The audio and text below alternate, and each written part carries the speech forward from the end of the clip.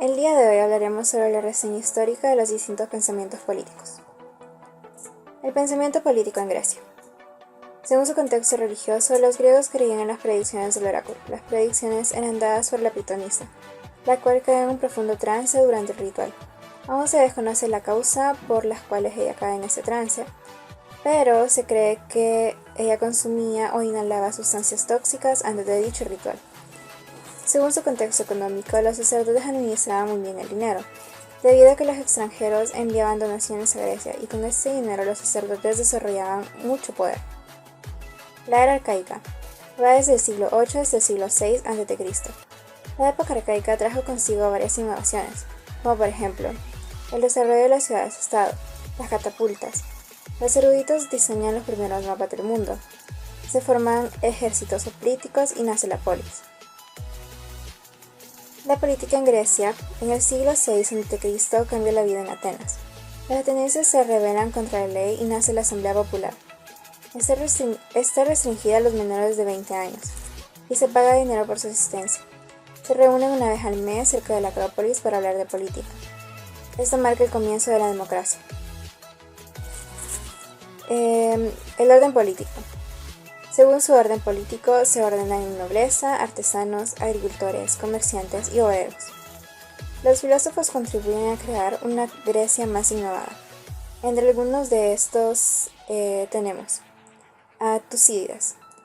Tiene mayor relevancia en el siglo V a.C. Fue un destacado político en Atenas y crea un relato de hechos contemporáneos con el fin de que otras personas pudieran conocer la historia y así evitar que los hechos se repitan. También tenemos a Platón, que nació en el año 427 a.C. y muere en el 347 a.C. Fue un filósofo seguidor de Sócrates y maestro de Aristóteles. Según él, la política es el arte de gobernar a los hombres con el consentimiento. Sus formas de gobierno son la aristocracia, la timocracia, la oligarquía, la democracia y la tiranía. También tenemos a Sócrates, que nace en el año 470 a.C. y muere en el 399 a.C. Fue un revolucionario político de la época y propone como tarea central la transformación personal del auténtico político. El pensamiento político en Roma. La historia de Roma se divide en tres periodos: la monarquía, la república y el imperio, el cual tiene dos subdivisiones: el Alto Imperio, que fue en donde Roma alcanzó su mayor esplendor en todos los sentidos, bajo un gobierno autocrático, en donde el emperador tenía todo el poder religioso, militar, político y legislativo, lo que dio paso a las diferentes dinastías. Y por otro lado tenemos al Bajo Imperio, que también es conocido como la crisis romana, finalizado con la caída del Imperio de Occidente.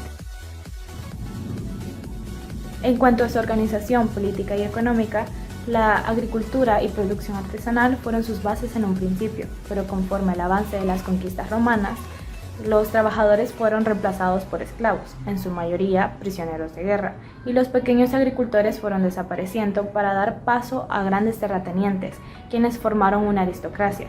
Todo esto no permitió una democracia política, sino un Estado construido sobre la riqueza privada y una economía de carácter esclavista. Durante la República, la filosofía estuvo fuertemente ligada a la política, gracias al escritor, filósofo y político romano Marco Tulio Cicerón, pero en el Alto Imperio, la filosofía se fue haciendo cada vez más independiente e individualista, retomando la corriente del estoicismo, que a su vez se fue modificando durante el Bajo Imperio, interesándose por temas religiosos con toques sobrenaturales y misteriosos. Fue esto lo que permitió la gran difusión de diferentes religiones, entre ellas la del cristianismo, y lo que logró un gran desarrollo de corrientes de pensamiento. Y voy a seguir hablando del Bajo Imperio Romano. Este es un largo periodo de renacimiento, división y decadencia del Imperio Romano, que se extendió desde el reinado de Diocleciano en el 284 después de Cristo y termina con la disolución del Imperio Romano en el 476 después de Cristo. Esta época, políticamente hablando, se caracteriza por un modelo de gobierno nuevo que estableció Diocleciano, que es una tetrarquía, es decir, el gobierno entre cuatro. Esto eran 2 Augustos y 2 Césares. Los 2 Augustos, por supuesto, Diocleciano y Maximiano, y los 2 Césares, Galerio y Constancio, dándole forma a esta. 2 Augustos y 2 Césares. El principal objetivo de esta tetrarquía era, digamos, en que en algún momento el Augusto tuviera que abandonar su cargo, los 2 Césares tomaran la posesión de este cargo. Entonces, Diocleciano se encargaba de Tracia, Egipto y Asia, el César Galerio de las provincias danubianas, Maximiano de Italia y África, y el César Constancio de Hispania, la Galia y Britania. Como ya lo habíamos dicho, Diocleciano y Maximiano abdicaron en 305 y su lugar fue tomado por los 2 Césares, ya que ese, como ya lo mencionamos, era el principal objetivo de la tetrarquía, que los Césares aprendieran más y más para que ellos pudieran tomar el lugar. En esta época surgió el cristianismo en Judea, primeramente como una secta judía y luego pasó a una religión diferenciada. Decio se opuso mucho. Decio fue un emperador en este periodo. Decio fue un emperador en ese periodo y él persiguió el cristianismo debido a que quería reforzar los actos de culto de la religión civil romana. Luego de todo esto aparece una figura muy importante llamado Constantino, que llegó gracias al César Galerio, que ya era un Augusto, para acompañar a su padre Constancio. Constancio murió y Constantino fue proclamado Augusto por el ejército, aunque él solo reclamaba el título de César. Por cosas del destino, por decirlo así, Constantino fue proclamado y se involucró en guerras civiles que dejó como consecuencia convertirse en el único gobernante del Imperio Romano Occidental, pasando a ser llamado Constantino el Grande. Tras derrotar a Licinio, emperador de Oriente, tomó el mando total del imperio. Se convirtió al cristianismo y, a pesar de las persecuciones, logró convertirla en la religión oficial del mundo romano. Constantino estableció la capital en Bizancio, para pasarse a llamar Constantinopla, que es la actual Estambul en Turquía. Constantino muere en el 337 para pasar a una serie de cambios de diferentes gobernantes, de diferentes Augustos.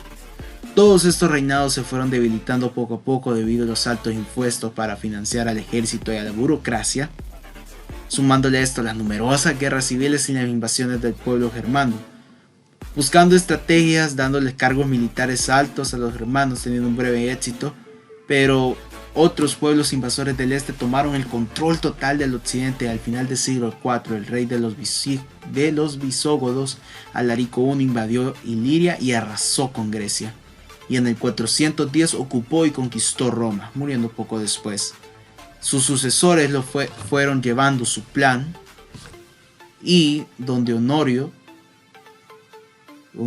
el último emperador romano, les dio el permiso de asentarse, pero poco a poco se fueron expandiendo.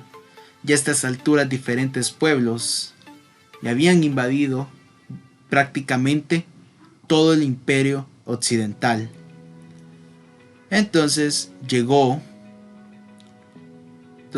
un emperador romano con orígenes suevos llamado Ricimer, también el proclamador de reyes. Con esto prácticamente se da por finalizada la época del Bajo Imperio Romano. Habían pasado 1229 años desde la fundación de Roma y todo fue dominado por los bárbaros en Occidente. Sin embargo, el Imperio Oriental se mantuvo de pie, pasándose a llamar Imperio Bizantino, imperio que duraría alrededor de 1000 años, hasta la toma de Constantinopla por los turcos en 1453. Pero también podemos hablar un poco de los principales filósofos y sus aportes. Tenemos a Lucio Anneo Séneca, a Epiceto y Marco Aurelio Antónimo. Esta difícil relación entre los filósofos y el poder imperial, más el declive de la vida política libre, Obligaron a esos pensadores a continuos compromisos entre el rigor moral del estoicismo y la mediación política. Pensamiento político de la Edad Media del siglo III al siglo XII después de Cristo. El pensamiento político medieval es prácticamente teórico y abstracto, desvinculado de las circunstancias políticas de su época. La fundamentación divina del poder político, unida al carácter divino del soberano, provoca que durante este periodo aumentan las potestades de la Iglesia, que todos los autores que reflexionan sobre el ordenamiento de la sociedad lo van destacando el origen divino de este orden. San Agustín se refiere a la ciudad de Dios como el modelo de sociedad terrenal inspirada en lo divino. Otro autor destacado es Santo Tomás, según el cual la sociedad humana es eminentemente social, pero la sociedad no surge espontáneamente de la naturaleza humana, sino que es necesaria la intervención divina para su creación. Los fundamentos, la base romana y bíblica. La Iglesia romana y el Imperio romano. A la luz de las recientes investigaciones se tiende cada día a admitir más que las bases de las concepciones y ideas fundamentales acerca de las formas de gobierno se establecieron en el Bajo Imperio romano durante los siglos IV y V. Este periodo tiene también un especial significado por cuanto ninguna de estas ideas había recibido aún influencia alguna de elementos germánicos. No existía todavía ningún tipo de contacto intelectual entre las concepciones romanas y germánicas, y en consecuencia tampoco ninguna influencia mutua. Se trata quizás del único periodo de la Edad Media en que falta este contacto. Por tanto, las concepciones acerca del gobierno eran puramente romanas, y ello debido a las características de las dos fuerzas que constituían los principales pilares de los esquemas de gobierno atribuidos a la sociedad cristiana, la Iglesia romana y el Imperio de Constantinopla. Y el rasgo más destacado es que a pesar de que en su cercano caso el Imperio romano contaba todavía con un excelente aparato administrativo que en lo esencial traducía claramente las características del tipo de gobierno romano, o sea, un sistema constitucional y legal muy evolucionado y complicado que se ha ido desarrollando en el curso de un largo proceso. Con el feudalismo se creó un nuevo sistema que permitió la mutua ayuda entre la realeza y la nobleza, esa dando lugar a un reparto en común del sistema económico entre artesanos, campesinos, y así era una ayuda mutua entre la realeza y la nobleza para un bien económico de esta época. En su organización política, en la punta estaba el rey o la reina. En segundo lugar estaban los duques, los condes, el sacerdocio como tal, ya que la Iglesia Católica tenía un alto poder en la Edad Media, así que su palabra era muy importante. Por lo tanto, esta estaba en segundo lugar en la pirámide política. También tenemos en tercero a los caballeros, a los obispos, a los ablades, que esos eran los que acompañaban siempre en sus guerras. También, por último, tenemos a los soldados, a los campesinos y a los de servicio, que esos siempre estaban con la realeza, pero en un papel de servicio, de ayudar. Entonces, esa era su organización política en la Edad Media. Las ubicaciones geográficas más importantes de los periodos de la antigua Grecia, el Imperio Romano y la Edad Media son Roma, la capital del imperio, la nación de Grecia con sus ciudades de Atenas y Esparta, y el puerto de Alejandría en el Antiguo Egipto.